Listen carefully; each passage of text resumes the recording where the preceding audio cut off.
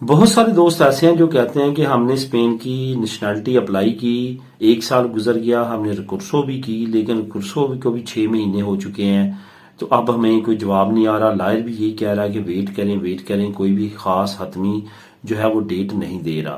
तो यहाँ पे दोस्तों दो बातें हो सकती हैं। एक तो ये कि आपके केस में कोई प्रॉब्लम हो सकती है जो जुस्टिसिया ने अभी तक जो है वो डिक्लेयर नहीं की और वो आपके वकील तक नहीं पहुंची। दूसरी बात यह हो सकती है कि बहुत सारे वकील ऐसे भी हैं जो वापस जुस्टिसिया को ही आपका तमाम डेटा लगा के ईमेल कर देते हैं, उसको भी एक तरह कुर्सो ही देखा जाता है। तो वो जुस्टिसिया जो है उसका खातर खा जवाब नहीं देती और उसको जो है वो लटकाए रखती है और आखिरकार वो जवाब दे। उसमें क्या प्रॉब्लम होती है, उसमें लायर की प्रॉब्लम होती है।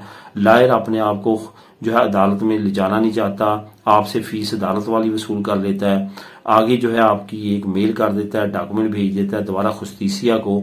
ये भी गेम चल रही है। इस वजह से मैंने हमेशा मशवरा दिया है कि जब आप रिकुर्सो करें उस लायर के जरिए करें जहां पे आपका कोई जानने वाला, कि दोस्त के आगे जानने वाले ने 2 महीने में 3 महीने में उस बंदे की नेशनैलिटी जो है रिकुर्सो में क्लियर करवाई हो। वो आपके पास एक एग्जाम्पल होती है, उस रेफरेंस से दोबारा उनके पास जाएं ताकि वो भी आपके केस को उसी तरह लेके चलें जैसे उस बंदे का केस लेके आगे बढ़े थे। तो आपकी भी 2-3 महीने में हो जाती है। अगर आप खुश में जाके आपकी होती है तो उसमें आपके ज्यादा चांस होते हैं बहुत कम अरसे में वो आपको नेशनैलिटी का प्रोसेस जो है कंप्लीट करके आपकी नेशनैलिटी पास हो जाती है।